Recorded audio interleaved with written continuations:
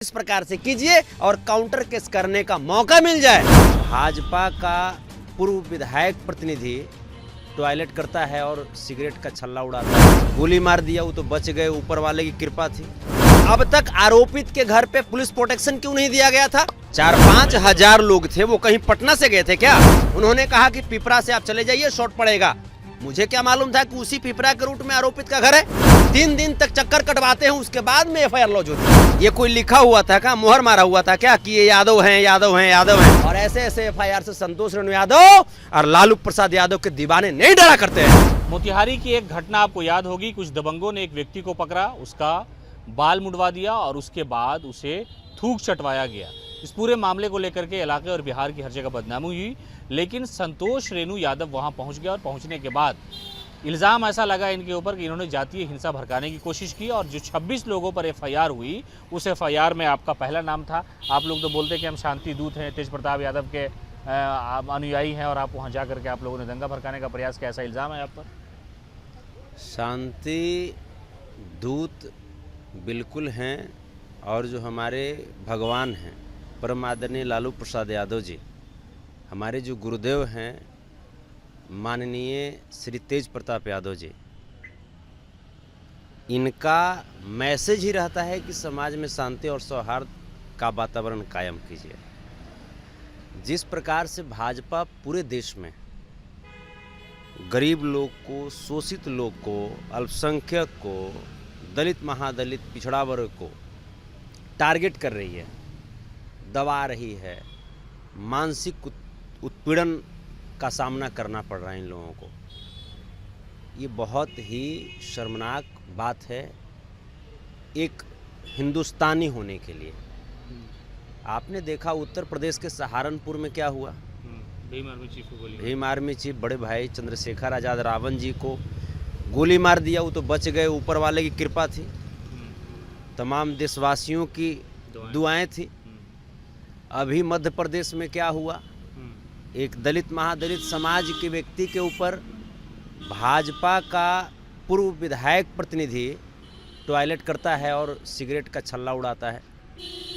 ये भाजपा की जो सोच है, वही सोच को मोतिहारी में प्रदर्शित किया गया।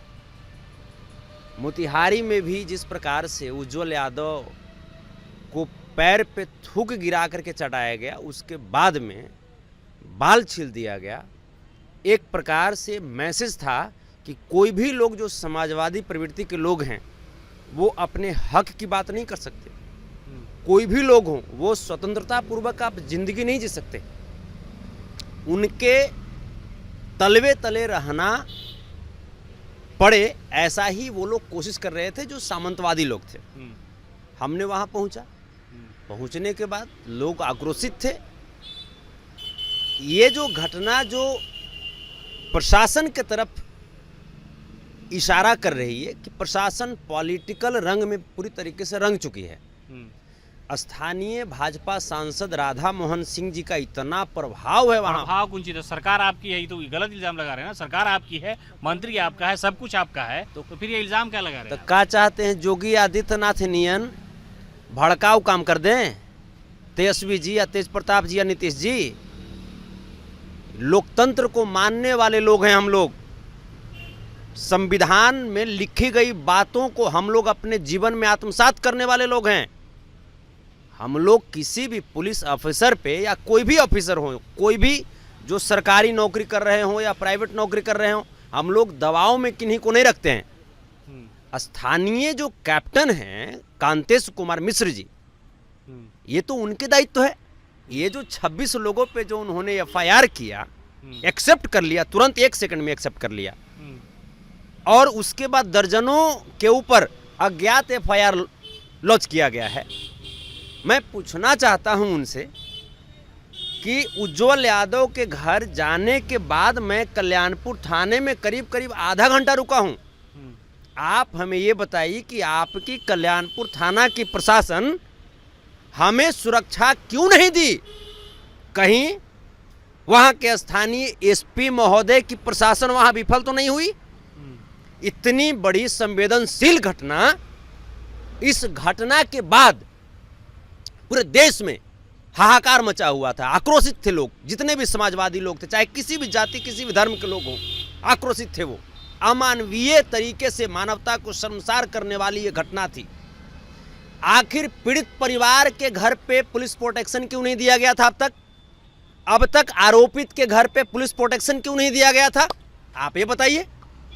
तो इल्ज़ाम आप पर है कि आप लोगों को लेकर के गए और आप वही दबंगई 90 का दशक और आरजेडी का गुंडा राज जो वो लोग इल्ज़ाम लगा रहे हैं कि आप लोग घर पे चढ़ गए और घर में सामान तोड़ना फोड़ना शुरू कर दिया, उसका विजुअल जारी किया, आप पर कई लोगों ने खबर बनाई कि देखिए संतोष रेणु यादव है, गुंडई कर रहा है, उसी मामले को लेकर के ही हुआ है। पटना से इतने लोग गए थे क्या? 4-5 हजार लोग थे, वो कहीं पटना से गए थे क्या? और जो लोग वहां पे गए थे वो लोग कल्याणपुर थाना पे भी नारेबाजी कर रहे थे।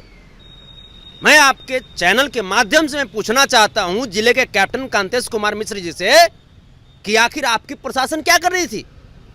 मैं कल्याणपुर थाना अध्यक्ष महोदय से मैंने बात किया आधे घंटे तक। वहां पे मैंने उनसे पूछा कि महोदय यहां से पटना जाने का रास्ता कौन सा हो सकता है। उन्होंने कहा कि पिपरा से आप चले जाइए, शॉर्ट पड़ेगा। मुझे क्या मालूम था कि उसी पिपरा के रूट में आरोपित का घर है। वहां जब हम पहुंचे तो देखे कि आक्रोशित भीड़ वहां पे जमा हुई थी। मैं उतर करके थोड़ी दूर में आगे बढ़ा, उसके बाद मुझे पता चला कि जैसे ये जो लोग हैं ये उज्जवल यादव के तरफ वाले लोग हैं। उतर करके मैंने कुछ मैच्योर लोगों को समझाया भी, और जितनी बातें बताई जा रही है उतनी बातें हुई ही नहीं है। ये तो स्थानीय प्रशासन का एक मंच तैयार किया गया था कि आप लोग आइए गुस्सा में और इस प्रकार से कीजिए और काउंटर केस करने का मौका मिल जाए। हम कहते हैं कि 26 लोगों पे जो नामजद अभियुक्त का केस दर्ज किया गया है, सिंपल सी मैं आपको बात पूछता हूं सिमाब साहब कि थाने में जब जाते हैं तो 3 दिन तक यही लोग चक्कर कटवाते हैं आम आदमी को एक एफआईआर लॉन्च करने के लिए। 3 दिन तक चक्कर कटवाते हैं, उसके बाद में एफआईआर लॉन्च होती है। फिर कौन सी बात थी कि 3 सेकंड में एफआईआर लॉन्च हो गया। और मैं पूछता हूं जो पहली जो नाम जो आपने लिखा, कहीं ये हमारे मनोबल को डराने और धमकाने की साजिश तो नहीं थी? तो मैं स्पष्ट कर देना चाहता हूं कि आप 3 सेकंड नहीं, आप मिनी 3 सेकंड में आप हमारे ऊपर एफआईआर दर्ज कीजिए, लेकिन समाज के लिए संतोष रेणु यादव ऐसा ही दहाड़ता रहेगा। और ऐसे ऐसे एफआईआर से संतोष रेणु यादव और लालू प्रसाद यादव के दीवाने नहीं डरा करते हैं।